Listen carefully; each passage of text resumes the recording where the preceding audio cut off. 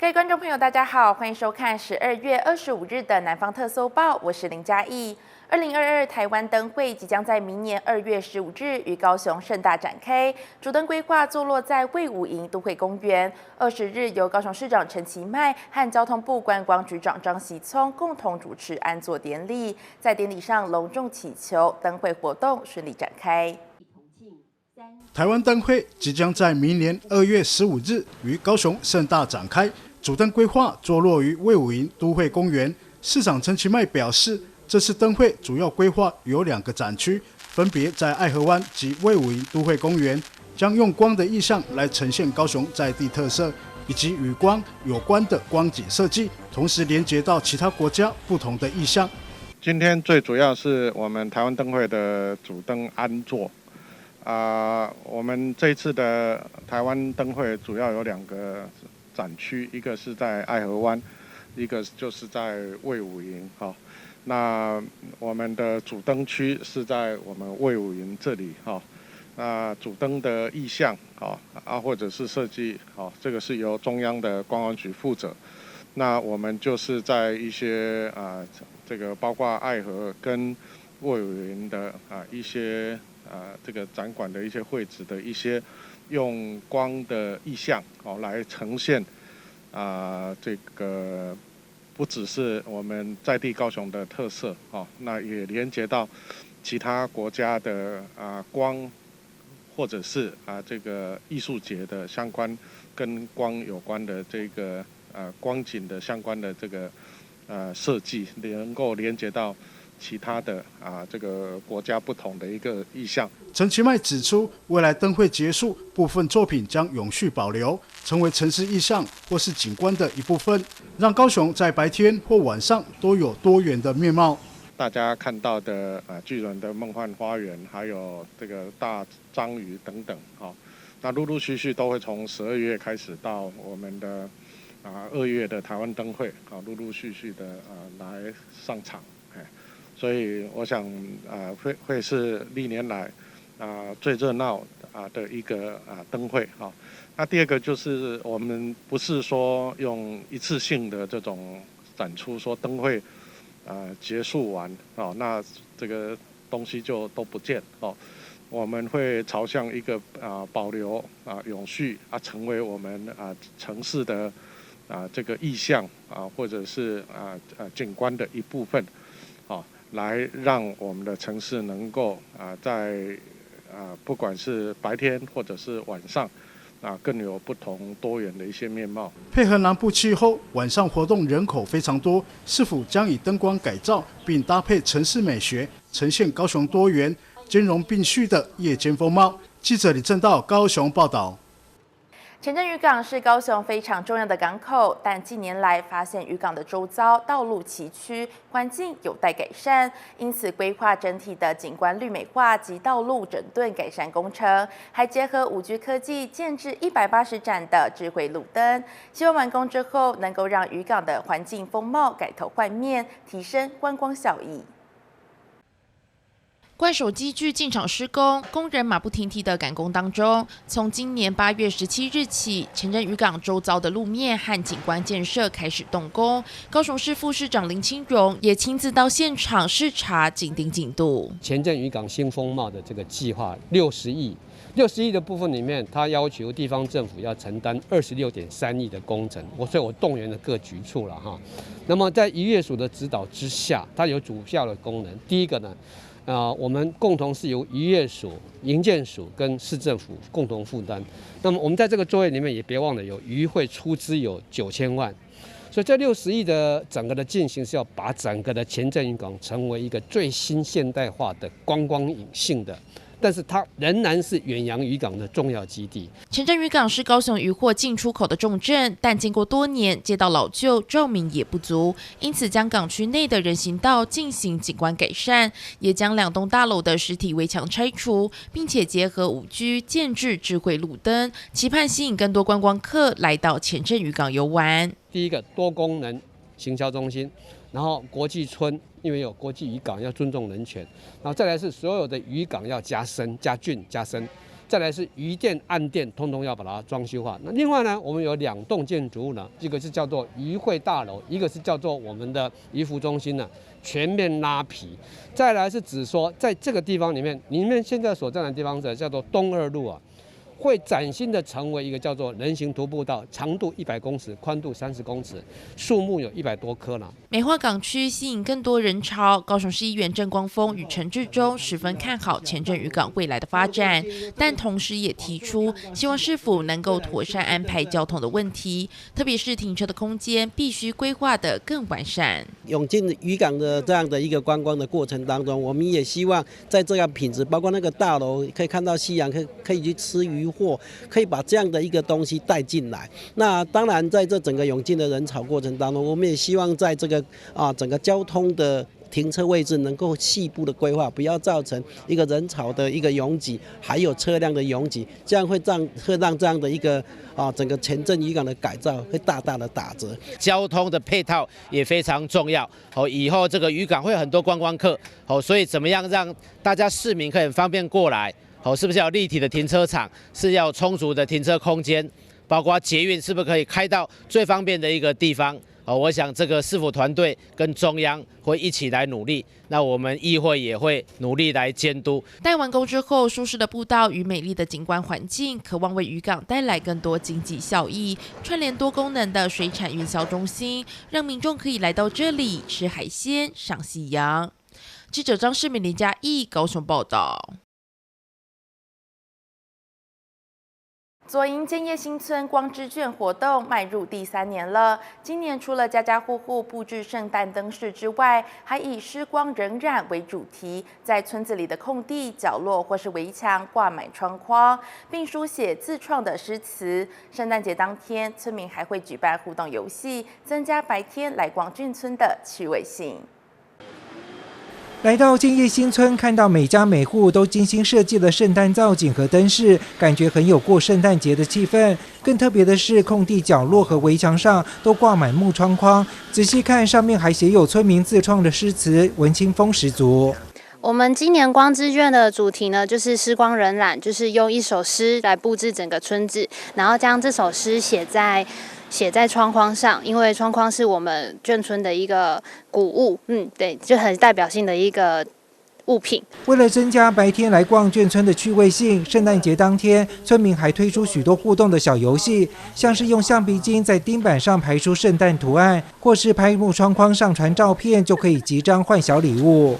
钉板，然后小朋友可以在上面用橡皮筋排出各个那个跟圣诞节有关系的那个图像，比如说像圣诞树啊、房子啊、雪花、星星。只要在我们村子里面找到窗框，然后静静的欣赏，并且把它的照片留下来，就可以到我们洛城54之3去兑换圣诞小礼物。而晚上的漫游诗光活动中，村民还会举办热闹的草地音乐会，有乐团表演各式曲风，和大家同乐。我们希望透过这个音乐能够抚慰人心，所以事实上我们除了爵士鼓的摇滚风之外，我们也有走一些比较爵士的风格的歌曲。然后其他自弹自唱的部分，我们选的都是比较能够疗愈的、舒缓的，让大家能够在一个美好的夜晚得到心情上的疏解。左营建业新村实施以住代护计划，村民除了入住之外，也自行举办多场活动，邀请民众走进眷村，感受富有人情味的眷村新风貌。记者赖昌邦高雄报道。除了实体活动之外，社区的课程也充满了圣诞节的氛围。左营区崇实里活动中心有一堂花艺设计的课程，老师教学员用扁柏和圣诞红，还有玫瑰、兰花等花材，插出一盆很有圣诞气氛的盆景，让人看了赏心悦目。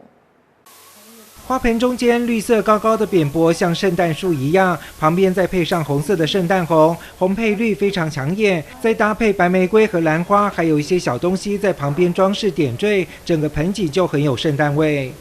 扁柏来把它当成那个圣诞树来装饰，然后再配上那个圣诞红，再加上一些亮晶晶的挂饰，然后尤其是圣诞节就是红色、白色做成一个圣诞树，然后一个造型，一个花园的那个造型的设计感觉。不过可不是把所有的花材都往扁柏四周插上去就好，老师教学员先用剪刀把这些花材剪成适当的长度，让整个盆景富有层次感，不同花材相互衬托。经过老师调整之后，每盆花都很好看，学员们都赞叹不已，赶快拍照和朋友分享。好像生出一个孩子一样，这么开心，插出来这么漂亮，这孩子生得好漂亮，很开心。刚开始就是我插得太高了，然后就是要把一些花压低一点，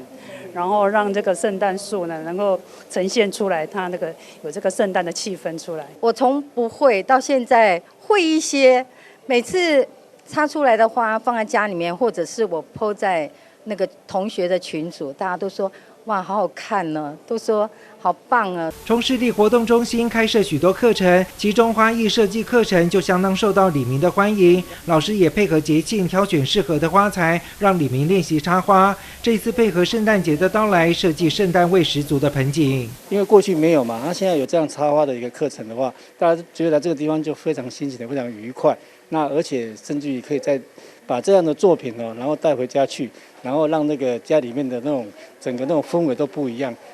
很喜气啊，大家都很高兴啊，因为我们其实平常都每个礼拜都有在做，只是这个节庆到了哈，有特别的意义在这里啊，所以我们这老师很用心。不同花型、不同颜色的花材，将它们组合在一个盆景里，插出另外一种独特的个人风格，作为圣诞节送给自己和家人最好的礼物。从此里花一般赞。记者赖昌邦高雄报道。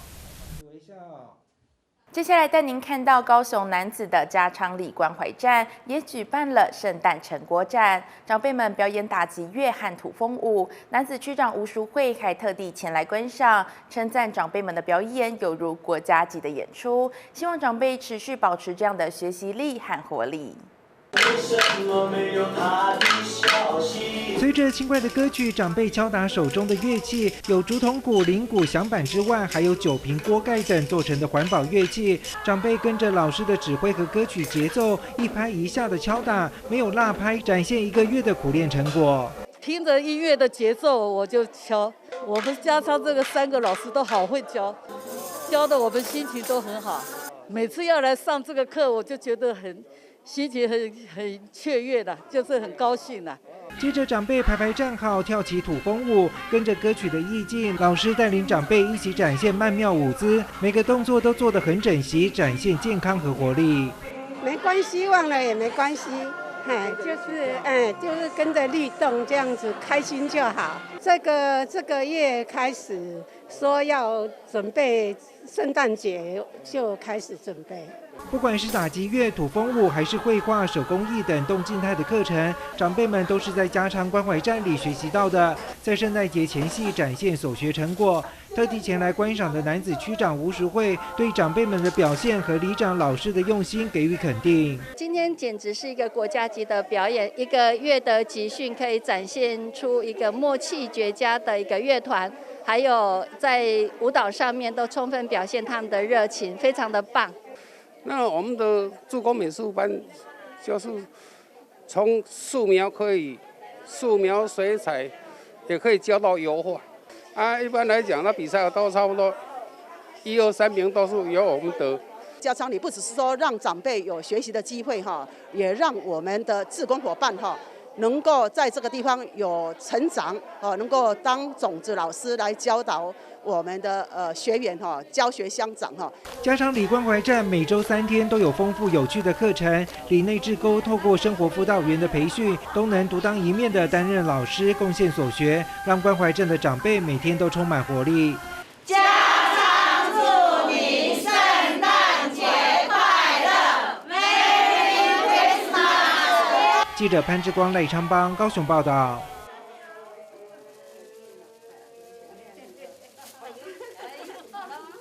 冬至最应景的食物就是汤圆了。高雄男子的翠屏里长照站特别安排长辈自己动手搓汤圆，里内志工还特别制作五彩汤圆，用天然的植物染剂把汤圆染得5颜6色，好吃又好看。一坨糯米团摆在桌上，一位长辈先把糯米团揉成一长条，再剥成一块一块的。其他长辈就把这些小块的糯米团搓成一颗一颗圆圆的汤圆。长辈们动作又快又熟练，还想起以前和家人一起吃汤圆的情景。就是要长1岁再要吃啊，暖啊，酥酥的啊，遐滚汤啊，下落沙沙的啊，裹起来烫的一点。阮这古早人呢，阮这红娘，阮足无所谓呢。阮这个南红豆啊，南迄款，迄个土豆啥啊，南落的，啊，都爱食啊。不只有白色的汤圆，志工们还突发奇想，用红龙果、蝶豆花的汁液掺入糯米团里，搓出来的汤圆就呈现5颜6色，看起来就很好吃。这个是我们志工自己特调的，天然的，红色的是红龙果，然后蓝色的是蝶豆花，然后这个是巧克力。然后这个是抹茶。他们现在好像回到以前那个时候，在回忆大家一起在说汤圆呐然后大家一起在这边吃一吃汤圆，然后聊聊天我觉得他们感觉是很快乐、很开心的样子。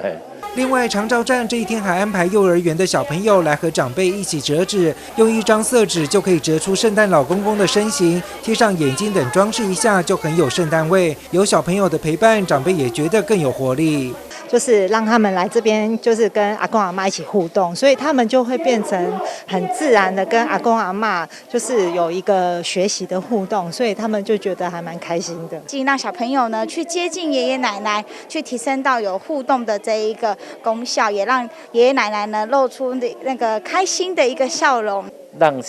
小朋友知道说，怎么跟长辈去相处，也让长辈。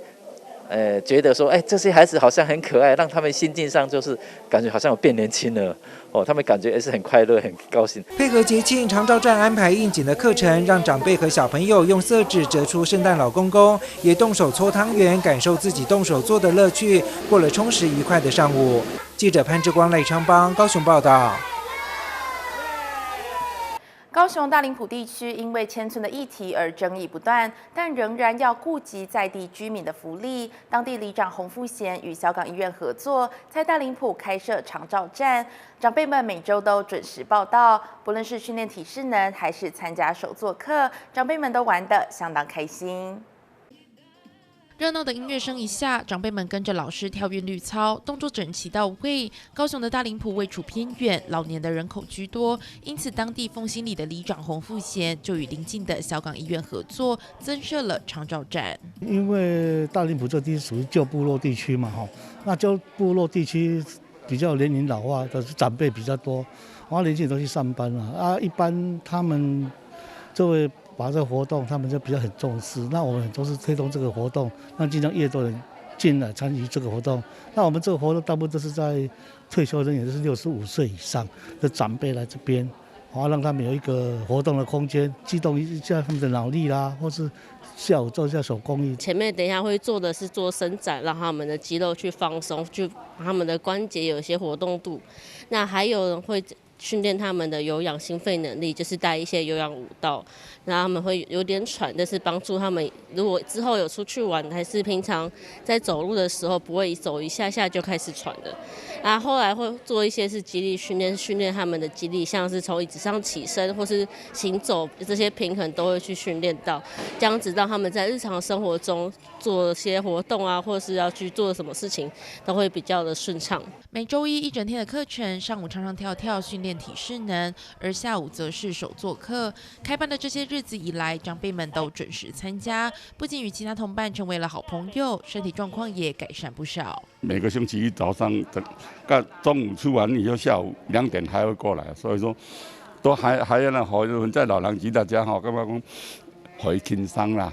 咱我这个年龄还没这比老人家还没算打成一片，那让大家开开心心安尼。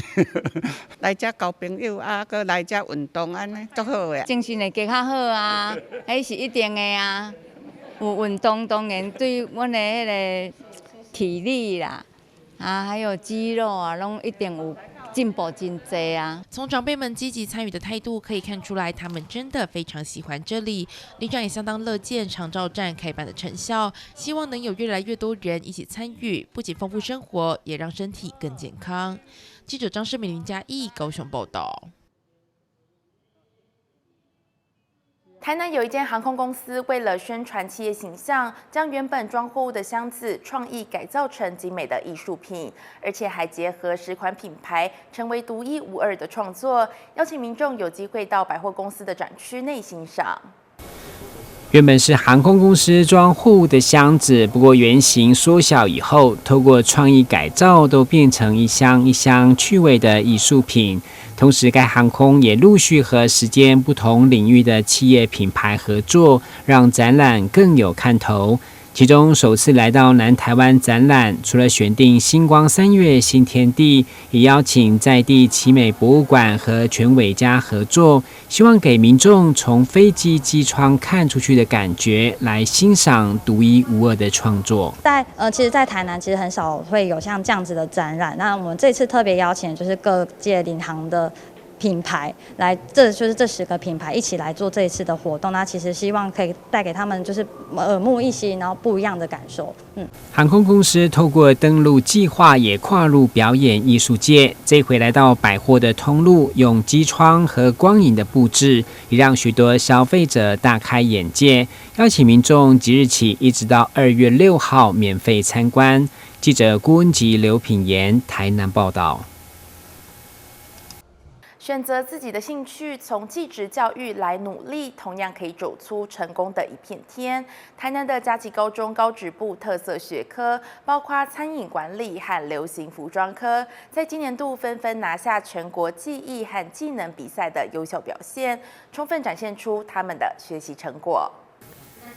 嘉琪高职部设有餐饮管理和流行服装2项特色教育，学生除了兼顾课业，每一天有学生11小时不断练习所属的专业。今年参与全国技艺和技能比赛都开花结果。其中服装制作方面，学生苏新成就荣获金手奖第1名。另外，国服类比赛黄世瑞和王虚勇也穿金戴银，表现突出。我们集训的时间大概4个多月，一个属于自己的荣耀，然后也减轻了一些升学上的压力。我有一部分是受家人影响，因为我姑姑也是有在从事这方面的工作。对，服装制作。不断克服压力，展现自信来参与餐饮服务组的张淑燕也荣获金手奖第1名。记者会现场展现30秒折口巾装饰的比赛项目。其实我刚开始对自己很没有自信，然后练到后来就慢慢对自己比较有信心，然后就是把目标放在第1名。我觉得就是要相信自己，相信自己很重要。面对学生的努力坚持，纷纷拿下全国指标性比赛，有保送大学的竞争力。校长陈韵如和家长会长都与有荣焉。学生不管在技能竞赛、技艺竞赛以及校外我们机关团体所比赛的举办的竞赛当中，都获得非常优异的一个成绩表现。那这对于学生未来在绩优的一个保送。以及呢，他更加的深化他在高中阶段对自己探索的一个肯定，让他们愿意在到大学之后，持续的在餐饮以及流行服饰的这样子的一个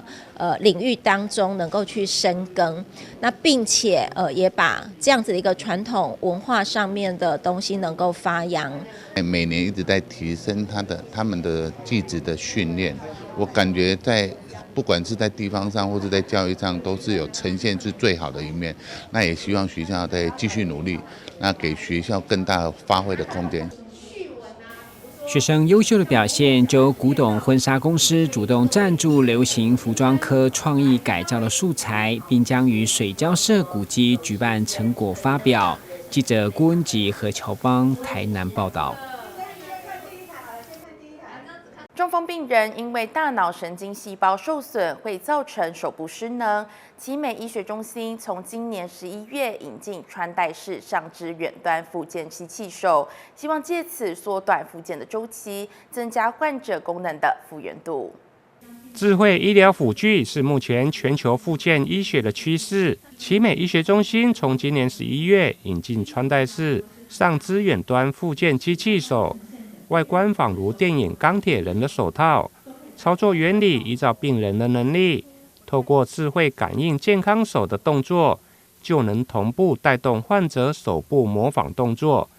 不管是捉握或者手指弯曲等。传统复健早期都会以好手协助患侧手做动作，那病人就容易因为低成就感，然后情绪低落，而导致到他的复健动机降低，然后也就影响到他复原的速度。那藉由这一个智慧型辅具的辅助，可以让病人循序渐进的训练他的需求，然后可以让病人提升他的治疗动机，然后也缩短到他的复健时间。这个穿戴式上肢远端复健机器手的操作原理，就是借由感应健康手的动作，同步带动患侧手去做出动作，那让病人在手指张开、握拳的动作之间去感受动作的控制，然后进而模仿出对称性的动作，那也借此刺激大脑神经细胞去重塑，造成新的连接，而且可以结合治疗师的治疗手法，可以让病人在安全的辅助之下提早进入功能性的训练，让病人可以模拟日常生活、引导上肢动作等等。那因为中风之后，大脑容易因为抑制患侧脑的活化，会有容易学到患侧手不去使用的状况。那这时候导入双侧性的对称性动作训练就很重要，可以提供两侧大脑连接重新产生连接塑形，然后提高它的复健效果。奇美医学中心复健部职能治疗师表示，透过智慧感应健康手的动作，病人能够在一伸一屈的动作间感受肌肉的控制。目前这套穿戴式上肢远端复健机器手，先以中风病人的复健为主，未来会持续推广到周边神经受损的患者。记者林根台南报道。以上就是今天的南方特搜报，感谢您的收看，我是林嘉义，祝您平安顺心，我们下次再见。